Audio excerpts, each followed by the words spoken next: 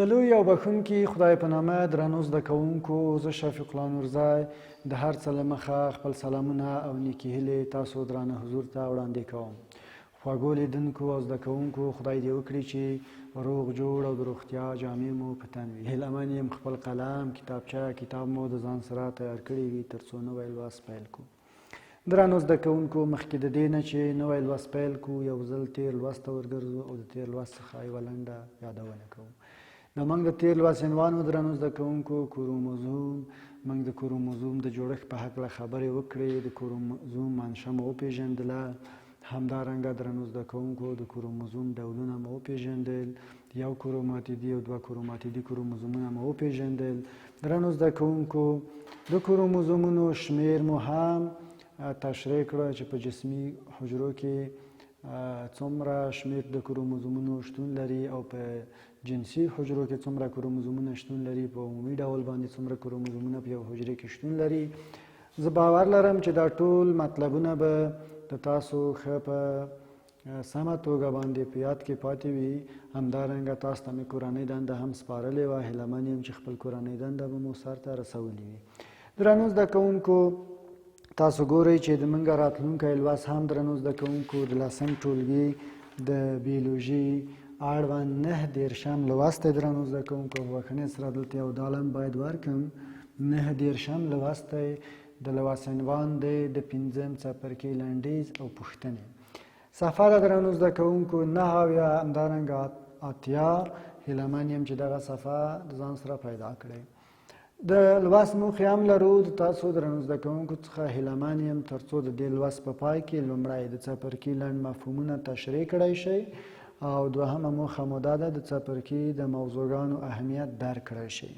ګرانو زده کوونکو، کله چې موږ وایو د 5م څپرکي لنډیز، نو مفهوم یې دا دی چې تاسو خوږو زده کوونکو ته یو نوی فرصت درکړل شوی دی تر څو تاسو کومه مطلبونه چې د تاسو څخه پاتې شوي دي یا یې تاسو ته معنا ګونګه وي، یعنې معنا یې تاسو ته ډېره روښانه شوې نه وي، نو یا هم تاسو په هغه درس کې غیر حاضر یاست، تاسو درس تعقیب کړی نه دی، نو کله چې د څپرکي لنډیز وخت رارسېږي تاسو ته یو نوی فرصت ورکول کېږي تر څو د لنډیز د هغه مهمو ټکو څخه په استفادې سره تاسو د خپل هغه علم پوره کړئ یا د خپل هغه مطلب چې تاسو سره پاتې شوی دی، تاسو څخه پاتې شوی دی، هغه مطلب زده کړئ.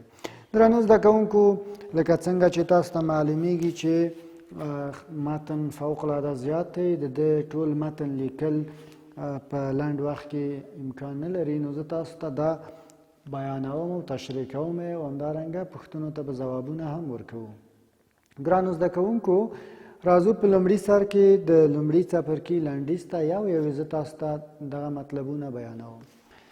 ګرانو زده کوونکو، جینیتیک له یوې حجرې څخه بلې حجرې ته او له والدینو څخه راتلونکي نسلونو ته، راتلونکي نسل او له یو نسل څخه بل نسل ته د بیولوژیکي معلوماتو له لیږد څخه عبارت دی. تاسو ته جینیتیک تعریف کړی دی چې جینیتیک د یوې حجرې څخه بلې حجرې ته، د یو نسل څخه بل نسل ته د دغه بیولوژیکي معلوماتو د لیږد څخه عبارت دی. یعنی مفهوم یې دا دی چې جینیتیک هغه څه د څېړنې او مطالعې لاندې نیسي چې کومه فاکتورونه، کومه ځانګړتیاوې چې د یوې حجرې څخه بلې ته، د یو نسل څخه بل نسل ته لیږدول کېږي، د دغه لیږدولو یا د لیږدونې څرنګوالی د جینیتیک علم د مطالعې او بحث لاندې نیسي. درنو زده کوونکو، لومړنی سړی چې وکولی شول ارثي صفتونه په لیږد باندې حاکم قوانین وپېژني، د ارثي صفتونو په لیږد باندې حاکم قوانین وپېژني، هغه څوک و؟ هغه مندل و، یو اتریشي راهب و چې په یوه کلیسا کې کار کاوه چې موږ تاسو ویلو. ګریګورو مندل و چې په 1866 میلادي کال کې دغه قوانین چې د مشنګ په نبات باندې د هغه د تجربو حاصل وړاندې کړل. مندل په خپلو لومړنیو تجربو کې د مشنګ زیات نباتات په خپلو کې تزویج تر څو بېلابېلې ځانګړتیاوې مطالعه کړي. یو ځل بیا تکراروم. درنو زده کوونکو، دغه د وراثت قوانین د لومړي ځل لپاره یو اتریشي راهب ګریګورو مندل په 1866 کال کې د لومړي ځل لپاره منځته راوړه.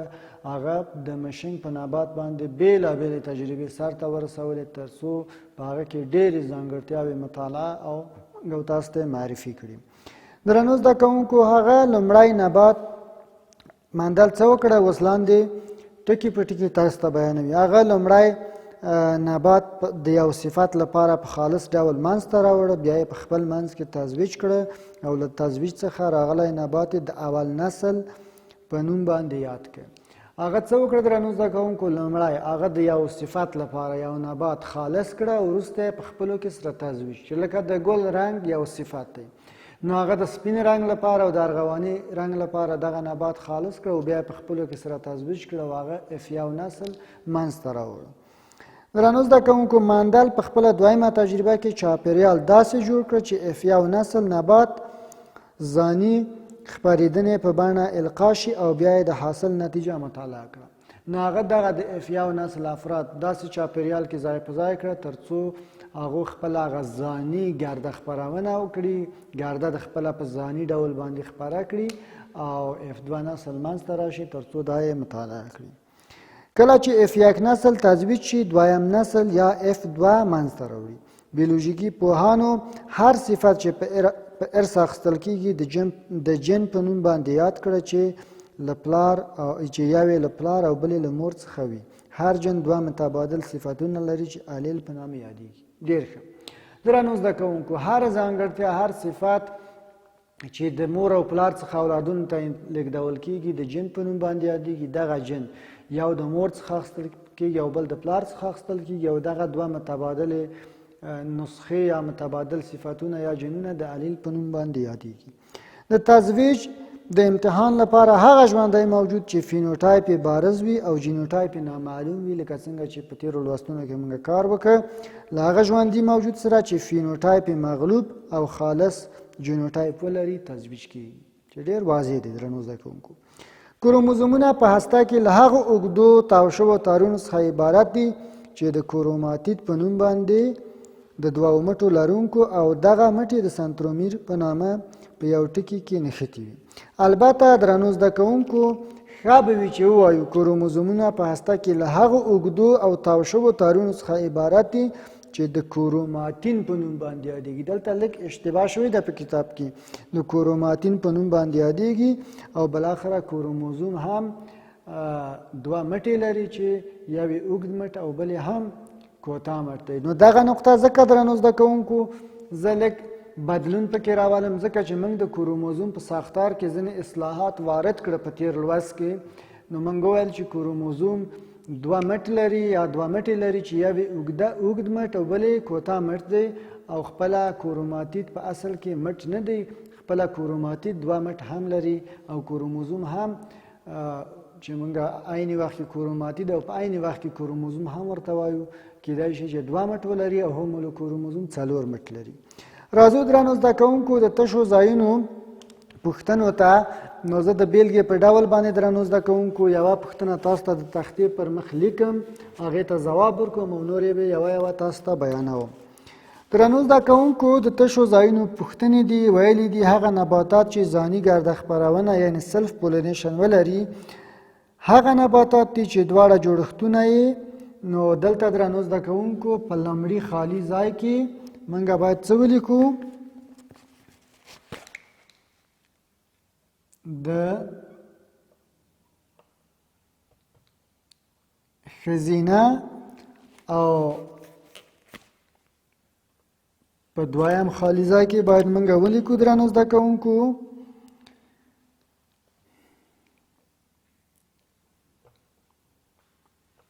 نارینه تکثر. نو یو ځل بیا تکراروم درنو زده کوونکو، لکه څنګه چې تاسو ګورئ چې په کتاب کې هم ما ځوابونه ورکړي دي.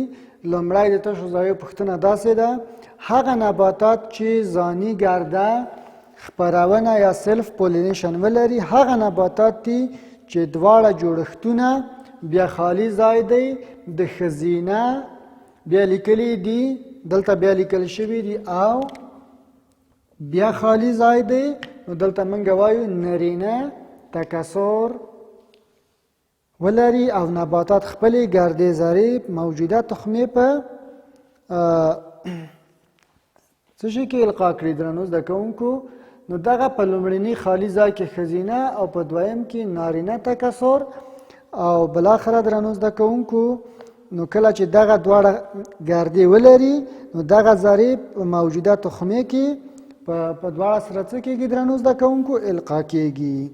درنو زده کوونکو، نو بله پوښتنه ده د وراثت په علم کې ظاهري بڼه د فینوټایپ په نامه او جینیتیکي بڼه د جینوټایپ په نامه یادېږي. یو ځل بیا تکراروم درنو زده کوونکو، د وراثت په علم کې ظاهري بڼه د فینوټایپ، دغه دوه اصطلاح تاسو ته راوړي دي، نو په لومړي خالي ځای کې به لیکو فینوټایپ په نامه او جینیتیکي بڼه بیا خالي ځای دی د جینوټایپ په نامه باندې یادېږي.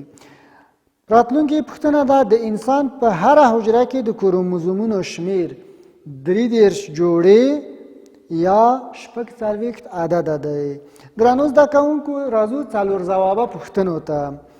نو لومړی څلور ځوابه پوښتنه ده درنو زده کوونکو، کروموزوم د بیا خالي ځای په نامه له دوو مټو څخه جوړ دی.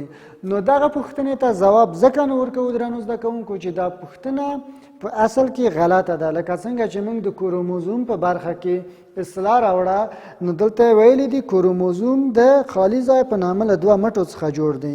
نو ویلي دي الف کروماتین، ب سنترومیر، جیم کروماتید، دال هیڅ یو. نو دلته درنو زده کوونکو، نو څنګه چې موږ د کروموزوم جوړښت ته ګورو دا پوښتنه غلطه ده او موږ ځواب نه ورکوو. راتلونکې پوښتنه ده په انسان کې د جنسي کروموزومونو شمیر الف 23 عدده، ب یوه جوړه، جیم یو عدد، دال 23 جوړې. نو ب ځواب سم دی. نو موږ وایو په انسان کې د جنسي کروموزومونو شمیر یوه جوړه دی چې یا ایکس ایکس وي او یا هم ایکس وای وي. ګرانو زده کوونکو، راځو تشریحي پوښتنو ته. نو دغه تشریحي پوښتنې تاسو ته د کورنۍ دندې په ډول باندې سپارم. د تاسو کورنۍ دنده شوه چې تاسو به دې تشریحي پوښتنو ته ځوابونه ورکوئ. هیله من یم چې خپله کورنۍ دنده سرته ورسوئ، ځکه چې د تاسو کورنۍ دنده د تاسو په ارزیابۍ کې شمیرل کیږي. کله چې د تاسو درانه او معزز ښوونکي د تاسو صنفونو ته راځي، نو د تاسو کورنۍ دنده د تاسو په ارزیابۍ کې شمیري. نو هیله من یم چې د تاسو ارزیابي منفي نشي او هره ورځ مو د خپل کورنۍ دنده سرته ورسوئ. نو موږ دا لوست همدلته پای ته ورسېده. راتلونکي لوست پورې تاسو په لوی او بښونکي خدای سپارم. سوکاله او آرامه ژوند ولرئ.